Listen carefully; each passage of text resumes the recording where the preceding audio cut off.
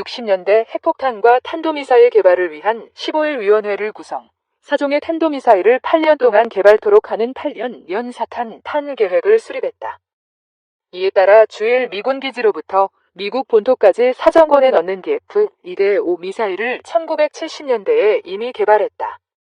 2차 대전 때 고체 로켓 비행폭탄을 개발했던 일본은 전후 평화협정에 따라 탄도미사일을 보유할 수 없었지만 1950년대에 탄도미사일로 전환될 수 있는 교체 로켓 개발에 착수, 단계적으로 강력한 로켓을 개발해 1970년 인공위성을 올리는데 성공했다. 중국과 일본은 우리의 미사일 능력과 관계없이 진작에 미사일 또는 고체 로켓 개발 경쟁에 나선 것이다. 1979년 7월 존 위컴 당시 주한미군 사령관이 노재현 국방장관에게 한국이 개발하는 미사일은 사거리 180km 이내, 탄두 중량 500kg 이내로 제한해야 한다는 요지의 서한을 보냈다. 이는 당시 한국의 비우호적이었던 지미 카터 미국 대통령의 지침에 따른 것으로 보인다.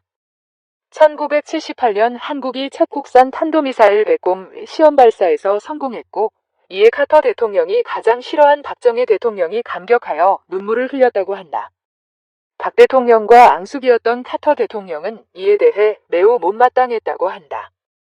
당시엔 미국 정부가 한국에 많은 군사원조를 지원했고, 한국 정부가 미국의 방위산업 물자를 구매하는 데에도 미국으로부터 FMS 차관을 얻어서 샀다. 한국 정부는 미국으로부터 빌린 돈마저 자유롭게 사용할 주권조차 없었다. 돈을 빌렸지만 그 돈은 한국으로 가져오지 못했다. 미국이 한국의 손을 거치지 않고 직접 콜로라도 덴버의 연방은행 페더럴 리저브 뱅에 예치해 놓았고, 한국이 미국의 무기를 구매하던 미국 정부가 FRB에서 돈을 가져갔는다. 많은 계산착오가 있었다고 한다.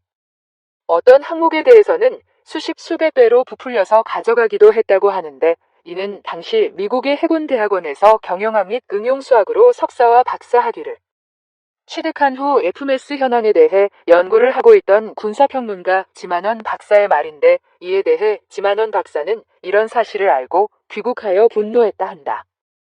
미국은 한국전쟁을 도와준 고마운 나라임에는 분명하고 이는 영원히 기억해야 할 역사적 사실이다. 그러나 그리 멀지 않은 과거에 미국 관리들은 한국 관리들에게 많은 치욕을 안겨주었다. 특히 외교 국방 분야에서 미국은 노골적으로 명령조의 말을 했고, 미국의 전문가들은 아예 무기를 개발하는 국방과학연구소에 상주하면서 한국의 무기 개발을 감시하면서 통제했다고 한다. 참으로 굴욕적인 일이 아닐 수 없다. 이런 굴욕적인 사례는 지금도 여전히 진행형이다. 탄도미사일 사거리 및 중량에 대한 제한은 미국과 협상의 결과물이 아니다. 오직 미국이 우월했던 지위를 악용하여 한국의 주권을 짓밟은 매우 야만적인 행위에 불과한 것이다. 지난 7월 10일 한국의 평택 미공군 기지에서 미군 원병이 한국 민간인 여러 명에게 수갑을 채워 끌고 다닌 사건이 있었다. 이에 대해 한미연합사령관이 공식 사과한 바 있다. 미군 원병이 한국인에 대한 우월감을 가지고 한국 민간인들을 함부로 끌고 다닌 기막힌 사례인 것이다. 이 사례는 미국 정부가 현재까지 한국 정부에 대한 우월감을 가지고 함부로 대한 사실과 일치한다. 지금이 어느 시대인가? 한국은 병영국가인 북한과 군사적으로 대치하고 있다. 전쟁의 두 당사자가 한국과 북한인 것이고, 북한은 미국의 적이다. 그런데 미국은 북한에게는 무한한 자유를 허용하고 있다. 남한의 간첩들도 대량으로 보내고 핵무기도 개발하고 미국을 위협하는 대륙간 장거리 미사일까지 개발하고 있는 것이다. 이것이 타당한지 묻고 싶다. 지금은 약육강식의 제국주의 시대가 아니다. 도대체 한국과 미국이 공동의 적인 북한을 앞에 놓고 연합전력을 형성하고 있는 마당에 미국이 무슨 권리로 동맹국의 주권을 유린할 수 있다는 것인지 그 논리와 정당성을 설명해야 할 것이다. 이는 세계의 오순거리다. 한국 정부는 이 정신나간 미사일 사거리 제한을 과감하게 찢어버리고 당당하게 주권을 행사해야 할 것이다. 미국이 한국의 동맹국이라 하지만 이런 굴욕적인 동반자 관계는 안 된다. 이 한국의 사거리 3,000km 미사일 개발 진실. 한국이 사정거리 300km 미사일을 시험 발사했다는 조선일보 4월 19일자 보도가 화제가 되고 있다. 이 신문은 한 외교 소식통을 인용해 국방과학연구소 국과연가 4월 초 서해안에서 미사일을 시험 발사했다. 이 미사일은 연료를 조금 주입해 50km만 비행했다. 미국은 위성 자료를 근거로 이 미사일의 사정거리가 296km이다. 한국은 사실상 이 미사일을 개발했다. 이는 한 미 미사일 양의 각서를 위반한 것이다 라며 문제를 제기하고 있다라고 보도했다. 한국은 정말로 사정거리 300km 미사일을 개발했을까? 결론부터 말하면 그렇다. 한국은 수년 전에 사정거리 300km 미사일 시제품을 만들어 극비리의 시험 비행을 해오고 있었다. 기자는 지난해 가을 이런 사실을 확인했으나 우리 전력을 노출할 필요가 없다는 국방 최고 책임자의 당부가 있어 보도하지 않았다. 조선일보가 불분명하게 보도한 4월 초는 4월 10일을 말한다.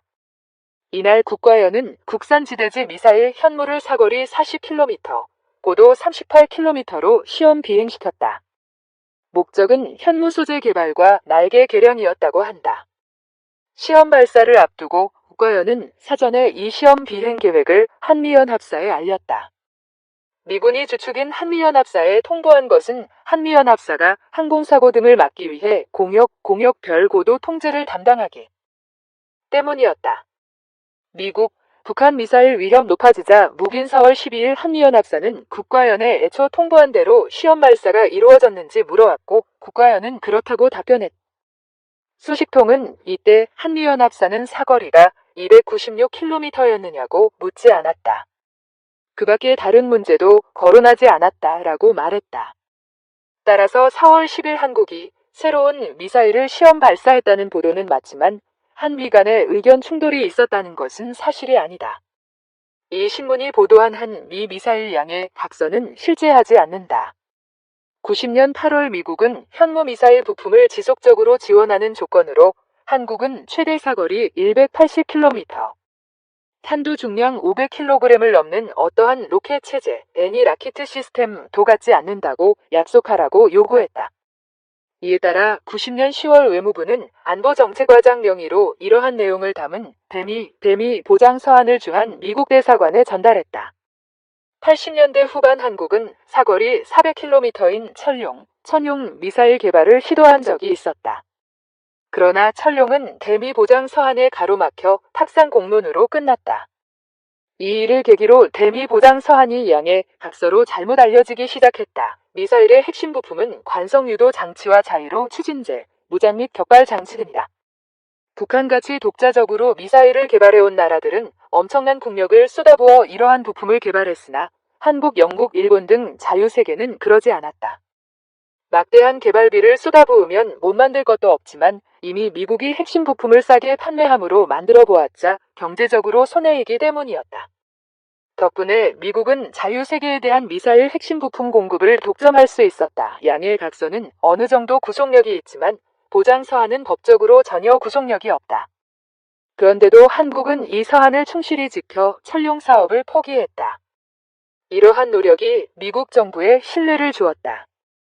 그런데 북한의 핵과 미사일 위협이 높아지자 미국 정부는 미국 기업들이 300km를 비행할 수 있는 핵심 부품을 한국에 판매하는 사실을 묵인하기 시작했다.